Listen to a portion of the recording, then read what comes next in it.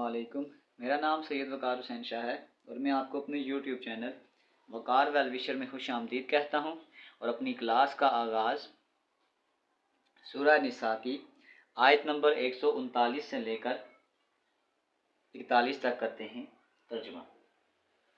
जिनकी ये हालत है कि मुसलमानों को छोड़कर काफिरों को दोस्त बनाते फिरते हैं, क्या इनके पास इज्जत की तलाश में जाते हैं? तो याद रखें कि इज्जत तो सारी की सारी अल्लाह ताला के कब्ज़े में है और अल्लाह ताला तुम्हारे पास अपनी किताब में ये हुक्म उतार चुका है कि तुम जब किसी मजलिस वालों को अल्लाह ताला की आयतों के साथ कुफ्र करते और मजाक उड़ाते हुए सुनो तो उस मजमे में उनके साथ न बैठो जब तक कि वो इसके अलावा और बातें न करने लगे, वरना तुम भी उस वक़्त उन्हीं जैसे हो। यकीनन अल्लाह ताला तमाम काफरों और सब मुनाफिकों को जहन्नम में जमा करने वाला है। ये लोग तुम्हारे अंजाम कार का इंतज़ार करते रहते हैं, फिर अगर तुम्हें अल्लाह फतह दे दे तो ये कहते हैं कि क्या हम तुम्हारे साथी नहीं, और अगर काफरों को थोड़ा गलबा मिल जाए तो उनसे कहते हैं कि हम तुम पर गालिब ना आने लगे थे, और क्या हमने तुम्हें मुसलमानों के हाथों से ना बचाया था? बस क़यामत में खुद अल्लाह ताला तुम्हारे दरमियान फैसला कर देगा, तो अल्लाह ताला काफरों को ईमान वालों पर हरगिज़ राह न देगा। सदक़ल्लाहुल अज़ीम। प्यारे बच्चों, आज की क्लास में एक्सरसाइज 9.3 क्वेश्चन नंबर 3 के पार्ट ए, बी और सी को सॉल्व करेंगे। तो वीडियो को शुरू करने से पहले कमेंट सेक्शन में लाजमी बताएं कि आप हमारी वीडियो कहाँ से देख रहे हैं और आप किस कॉलेज में पढ़ते हैं। तो चलते हैं अपने क्वेश्चन की जानिब। 3। अब क्वेश्चन नंबर 3 में वो कह रहा है कि in each case right the equation of hyperbola. हमें कुछ इन्फॉर्मेशन गिवन है और हमने इक्वेशन ऑफ हाइपरबोला लिखनी है।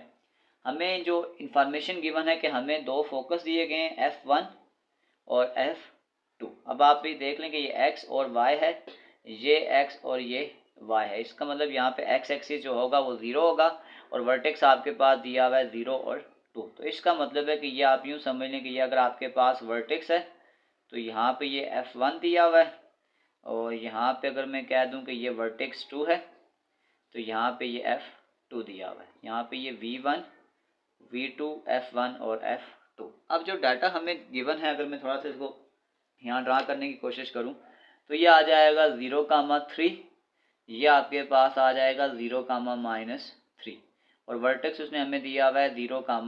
तो अब आप ये देख सकते हैं क्योंकि ये आपके पास 0 से पास हो रहा है, इसका मतलब है ये जो है ये ओरिजिन से पास हो रहा है, तो आपके पास ये वर्टिकल पैराबोला है। अब आपके पास अगर वर्टिकल पैराबोला हो तो उसमें आपके पास जो वर्टेक्स होता है वो आपके पास बराबर होता है v। तो यहाँ पे आपके पास आ जाएगा 0,a which is equal to vertex 0,2। तो अगर मैं यहाँ से कंपेयर करूँ तो फिर मैं कह सकता हूँ कि मेरे पास जो एक आंसर आ गया है वो आपके पास आ जाएगा 2। a इज़ इक्वल टू 2 आ गया। अच्छा, मैं यहाँ पे एक काम और करता हूँ कि मैं इसकी मैन इक्वेशन लिख देता हूँ ताकि हमें इस चीज़ का भी आइडिया हो जाए कि हमने क्या क्या चीज़ें फाइंड आउट करनी है। क्योंकि आपके पास ये वर्टिकल हाइपरबोला होगा तो इसकी जो इक्वेशन होगी वो आपके पास यूँ होती है कि y² डिवाइडेड बाई a का square minus x² divided by b का square which is equal to 1। अब हमने a निकाल लिया। अब हमें इस क्वेश्चन में b भी रिक्वायर्ड है, लेकिन अब हमारे पास जो इन्फॉर्मेशन गिवन है उसमें आपके पास जो वैल्यू गिवन है वो फोकस दिया हुआ है। तो अगर मैं वर्टिकल पैराबोला में हम फोकस देखें तो वो आपके पास होता है f is equal to 0,c is equal to, यहाँ पे अगर मैं पॉजिटिव वाला उठा लूँ तो ये आ जाएगा 0,3। तो अगर आप इसको कंपेयर करेंगे तो यहाँ पे आ जाएगा c is equal to 3। Basically हमने c क्यों फाइंड किया, क्योंकि हमें b चाहिए। तो हम एक रिलेशन पहले भी यूज़ कर चुके हैं कि c का square is equal to a square plus b square. तो ये आ जाएगा c का स्क्वायर माइनस a का square is equal to b का स्क्वायर।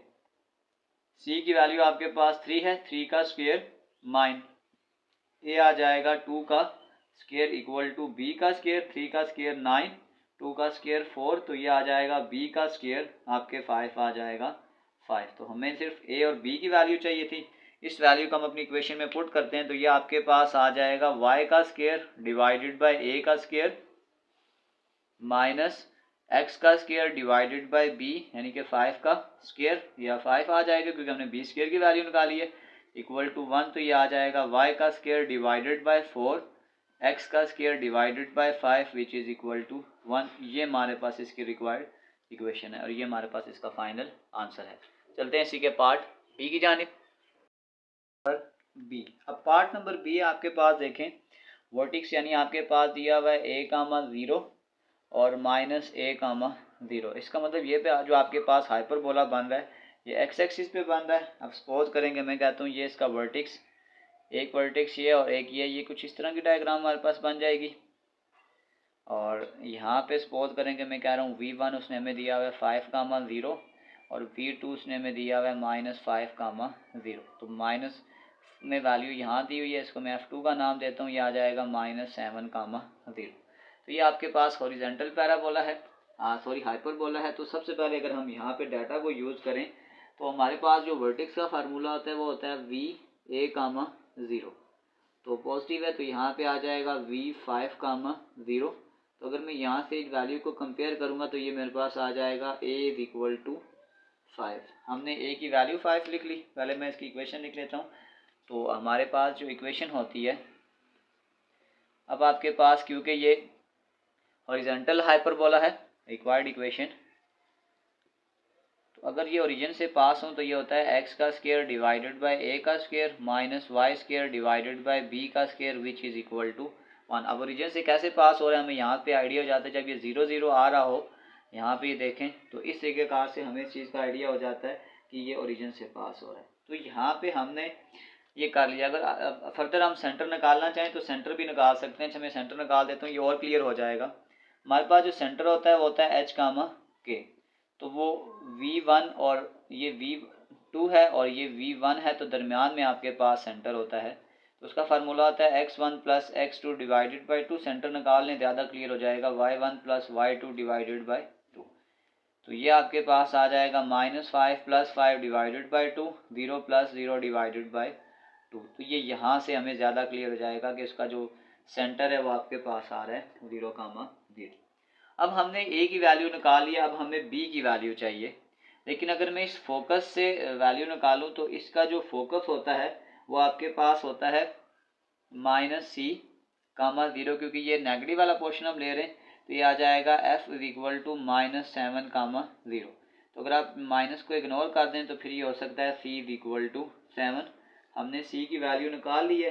अब c की वैल्यू से हम a और b की वैल्यू को इजीली फाइंड आउट कर सकते हैं। अच्छा, यहाँ पे एक ये है कि c की वैल्यू -7 है, तो +-7, ठीक है। यहाँ पे हमने c की वैल्यू निकाल ली, तो अगर हम b की वैल्यू निकालेंगे वो होता है c का square is equal to a का स्क्वायर माइनस b का स्क्वायर प्लस b का स्क्वायर। इस a को इधर ले जाएं, आ जाएगा c का स्क्वायर माइनस a का square is equal to b का स्क्वायर। अब c की वैल्यू आपके पास आ गई है 7 का स्क्वायर, a की वैल्यू 5 का स्क्वायर इक्वल टू b का स्क्वायर। इसको थोड़ा फर्दर सॉल्व कर लें। 7 का स्क्वायर 49, 5 का स्क्वायर 25 इक्वल टू b का स्क्वायर। 49 में से 25 निकालेंगे, आ जाएगा 24 इक्वल टू b का स्क्वायर। तो वैल्यूज़ को पुट करते हैं अब अपनी रिक्वायर्ड इक्वेशन में, तो ये आपके पास आ जाएगा x का स्क्वायर डिवाइडेड बाय a आ गया 5 का square minus Y square divided by b square यानी कि 24 इक्वल टू 1। तो ये आ जाएगा x square divided by 25 y square divided by 24 which is equal to 1। ये हमारे पास इसका फाइनल आंसर है। चलते हैं इसी के पार्ट सी की जानिब पर। सी, इसमें हमें पहले से गिवन है कि जो ट्रांसफर एक्सिस है वो एक्स एक्सिस है,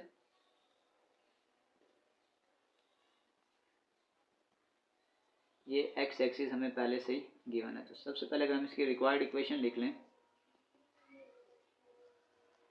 तो फिर आपके पास जो इक्वेशन आ जाएगी वो आपके पास आ जाएगी एक्स का स्क्वायर डिवाइडेड बाय ए का स्क्वायर, वाई का स्क्वायर डिवाइडेड बाय बी का square which is equal to 1। तो अब आपके पास, अब हमें इसमें एक ही इंफॉर्मेशन गिवन है कि जो असमटोट्स ऑफ द लाइन है वो आपके पास गिवन है y is equal to +3x और y is equal to -3x। तो हमारे पास अगर हम इसकी असमटोट्स की इक्वेशन लिखें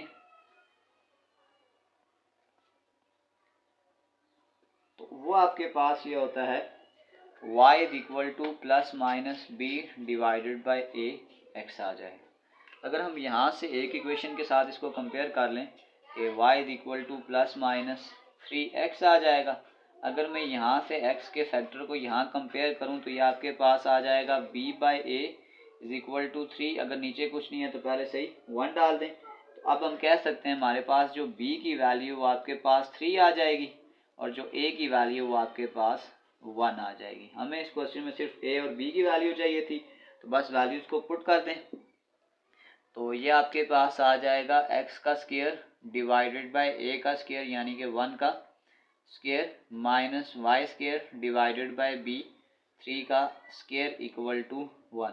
x का square divided by 1 minus y का square divided by 9 which is equal to 1। इसको यहाँ पे भी छोड़ सकते हैं या इस 9 को अगर आप मल्टीप्लाई कर दें तो ज़्यादा ईजी हो जाएगा, यानी 9y का स्क्वायर 9x का स्क्वायर माइनस y का स्क्वायर इज इक्वल टू 9।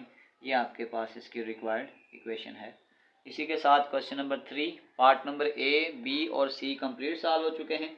आखिर में मैं एक प्ले लिस्ट लगा दूंगा, उस प्ले लिस्ट में जाकर आप किसी भी वीडियो को विजिट करना चाहें तो आसानी से विजिट कर सकते हैं।